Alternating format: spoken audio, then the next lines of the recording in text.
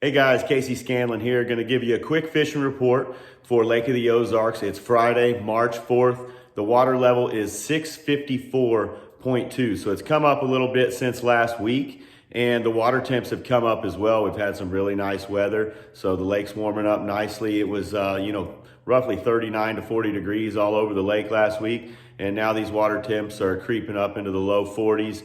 And probably, getting close to 50 degrees in some of these shallower areas throughout the lake. So the fishing should start picking up a lot. Last week we had a big event up here at Lake of the Ozarks. We had the Toyota Series, which I actually fished in. Didn't have a great event, actually. Was really anticipating having a good showing here at my home lake. But man, the fish were moving around a lot with the warm weather we had. Had an awesome few days of practice leading up to that event. So I'll give you kind of a rundown of how that event shook out, and how the next couple of weeks are going to go down in my opinion. So the bite's going to really change every day now that we're starting to get these warmer days. So I'll tell you what's been working for me the past week or so, and what I think's about to happen here at the lake. So of course we've had our traditional jerkbait, A-rig, jig bite going on the past week, and that bite's going to remain pretty strong here going into the next few weeks as the water starts warming up. So right now, all three of those baits are players. They've been players this past week. The Toyota Series was one on Alabama rig and a jerkbait, and a lot of the top finishers were all throwing the Alabama rig and jerkbait combination. Looking at their live scope a lot. Live scope's been a real big key to finding a lot of these fish, whether you're fishing for bass or you're fishing for crappie. Seeing those fish out on your screen when they're suspended in this open water, and as much as the fish have been moving, it's been key to kind of keep up with them as they're on the move. So a lot of the guys, including myself, we're trying to find these fish either suspended or on the bottom and get them to react to that jerkbait or Alabama rig. I figured the Toyota Series event would be one on the Alabama rig, so I dedicated quite a bit of my time to throwing it. It's not a bait that I like to throw, or one that I throw very often. But this time of year, it's a deadly technique. And leading up to the event, I put in a little bit of practice, trying to gain some confidence in the Alabama rig. And it produces some really big fish, but it's hard to get them to commit to the bait right now. And that might start picking up here in the next few days here as the weather gets warmer, the fish start getting more active. They might be more inclined to actually commit to that bait. Had a lot of followers in the event. I know a lot of the other competitors had a lot of the fish, follow the bait, strike at it, not commit to that. So, change the bait up, change your retrieves up. Change your A-rig up and see if, some slight differences, some slight variations could get you a few more bites. As far as the jerkbait goes, we're fishing, both the A-rig and the jerkbait on fish that are suspended around creek channels, points, brush piles, relating to shad. The great part about live scope is you can kind of find these fish even out in that open water. And there's a lot of fish, especially the crappie, using that open water right now. And you really just pan around with your trolling motor and your graph and try to find those fish and then present that bait to them, whether it's the jerkbait, Alabama rig, or even a crappie jig if you're going for the crappies. But jerkbait was a big player last week through the Tackle HD. Fiddlesticks jerkbait, real natural colors were working. I've got a couple pulled out here right now. This Pro Blue, this is the Magnum one. I was throwing the more traditional size. I couldn't get them to commit to the Magnum as well this week, but that Pro Blue was a real good color this week with that clear water. Now we're starting to get some rain, and we're scheduled to get some rain this weekend. So that water is, probably going to get some more color to it, definitely throughout the spring. So, look at your, when that water gets a little bit color to it, look to, use a little bit different colored jerkbait, something a little bit more with a brighter hue to it. The white colors work really well. I got a bunch of them behind me right here.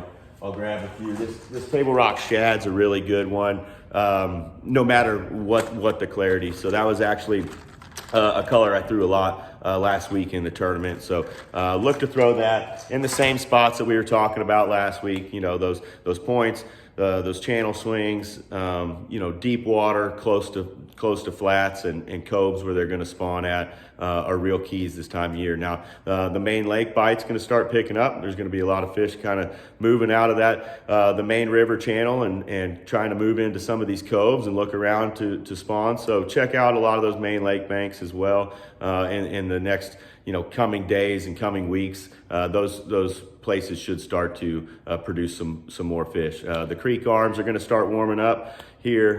You know, all that shallow water areas in the lake, you know, whether it's up a creek or in the back of one of these big coves, or way up the river, those shallow areas, when we get these 70-degree days and bright sunshine like we've been getting the last few days, those areas just tend to warm up quicker. So you're going to have some fish moving up in those shallow water areas that may not have been biting these last few weeks. So look for that to be happening as well. Those fish are going to, you know, be biting crankbaits, spinnerbaits, jerkbait, a jig, you name it. Anything that'll cover some water up shallow is going to produce those bites for you. So look for that to be a real player. You know, that jig bite, I caught a few fish on a jig every day, kind of saved me in the tournament a little bit. I dedicated so much time to trying to win the event and getting out there and throwing that A-rig, and didn't have a whole lot of success for it. So I found some areas that these fish were just moving up into, and I feel like, you know, that's going to happen all over the lake. The whole lake's going to start really producing here in the next week, and there's going to be some areas that, you know, may have not been so hot that are going to start really, you know, producing some good fish here in the next few days. But that little jig right there, you know, it's just my Trophy Bass Company head. I just tied a little finesse skirt on there for this event because bites were tough to come by. So put a little craw on the end of that, work it shallow around rocks, and that should produce a lot of bites for you throughout the spring. These fish are going to start trying to push their way up shallow, and anything that's gonna, you know, like a jig where you can cover that 0 foot all the way out to 20 foot with that same lure is gonna be really productive all the way up until they spawn. You know, these fish are gonna start sliding up under these boat docks and behind the cables and things like that. And when they do that, the jig is a great way to catch those fish. So I'm gonna be throwing the Trophy Bass Company Pro Finesse jig, you know, whether it's a 5/16 for shallow fishing or 7/16 fishing out deep. I'm gonna, you know, use that finesse profile kind of in the clear water situations. And right now, when the water's real cold and we're getting a lot of fishing pressure, you know, that finesse jig just seems to get a few more bites. Now, as the water starts heating up, we're gonna start throwing the Trophy Bass Company Pro jig. You know, it's got a full skirt on there, a little bit bigger profile, and it really skips under those cables really, really good. So when we get some dirty water, as the water starts heating up a little bit, or if you're going for a really big bite, a lot of times that bigger profile jig will get it done for you. So I'm gonna fish those around wood cover, those same channel banks, you know, shallow gravel banks back in the pockets are going to hold a lot of fish, but any kind of visible cover behind the boat docks, you know, they'll be using the actual docks themselves, and any kind of brush situated around them. Laydowns are a great target. You know, any kind of visible cover is going to be productive with that jig. Crankbait bite's going to start going on here as well. For the crankbait, man, the Tackle HD crankbait right here has been producing a lot of fish for me. The crankhead is it's gonna dive anywhere from, you know, 8 to 12 foot. It's gonna get down there on the bottom, get on those channel banks, windy points, you know, really anywhere the wind's blowing, and try to make bottom contact with that bait. Reel it slow. You know, as the water temp heats up, you're going to want to speed the retrieve up a little bit. And that's the same as the jerkbait or Alabama rig. As these fish get more active, you're going to be able to impart more action in your baits, move them along a little bit faster, and cover a lot more ground. And that's going to help you, you know, put some more fish in the boat. So every day that passes, these fish are going to get more and more active. And, you know, you're going to start catching them on the spinnerbait. That's going to start producing big time here in the next couple weeks. The Trophy Bass Company Ozark Flash is a great producer here, whether it's clear or stained, I'm gonna reach for that white or maybe a white and chartreuse, 1/2 ounce, 3/4 ounce here in the springtime. Get that bait down there, bump some cover with it, and you're gonna get some really, really big strikes. You know, if we get some of this rain that we're talking about, that spinnerbait bite is gonna get jump started really, really quick. So look in the next few days for that to be going on. The spinnerbait bite is gonna get really hot here at Lake of the Ozarks. It's one of my favorite places in the country to throw it, and it always produces a lot of big fish for me. So be sure to try the Ozark flash out. And if we get a little bit of you know, a little bit of that rain we're talking about and the lake really muddies up, you might go to something, you know, more with some Colorado blades, something with a little bit more thump, and that's going to produce a little bit more vibration, start catching some fish for you as well. Chatterbaits, square bills like the Tackle HD square bill is going to produce really good here in the next few weeks. Crawdad patterns, shad patterns, you know, if it gets real muddy, I'll start throwing some chartreuse at them. But keep it kind of natural right now. There's a lot of big gizzard shad that are starting to move up shallow, which tells me those big fish are going to be right behind them. And the spinnerbait, square bill, swim bait, any kind of shad imitating bait is going to be really key for those fish. You know, so if you see the shad, slow down and fish for them. Last week, we didn't get to talk about the crappie a lot. I kind of skipped out on those, and the crappie are biting. They have been biting, and it's been really good. So it's actually been cutting a little bit into my bass fishing. It's hard to go out there and see 100 of them on the live scope and not fish for them a little bit. But believe it or not, the jerkbait has been my best bait for catching big crappie. We've been catching a lot of 13 to 15 inch crappie on the Tackle HD Fiddlesticks jerkbait. It seems like the color pattern kind of changes day in and day out. You know, one day they seem to prefer one color, and the next day they seem to prefer another. But in general, they'll bite, you know, anything that looks pretty natural.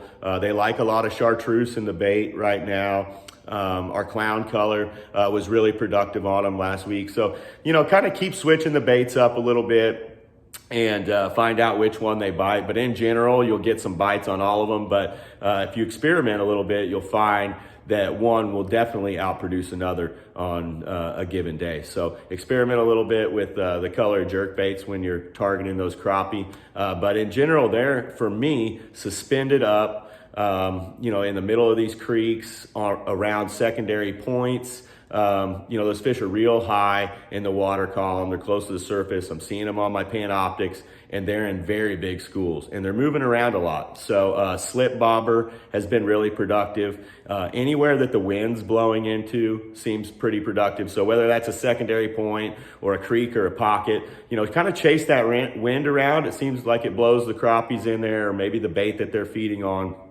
But really just search around a lot. There's been some, you know, this lake has a ton of boat docks, and of course those are a staple for catching crappie. Anything that's got some brush around it is going to hold a few fish. But in general, for me, the fish have been kind of getting away from those boat docks, you know, sitting out in front of them and getting on, you know, the rockier banks, kind of a little bit shallower. And, you know, the slip bobber, when you see them, you know, on the graph, and you've caught a few on the jerkbait or whatever, I've been able to take a 1/16 ounce jig and you know, a little crappie jig and throw it out there through them and let it sink, you know, to the depth that they're sitting at, which is usually anywhere from 4 to 8 foot in the last week or so. Now you can catch them extremely deep as well.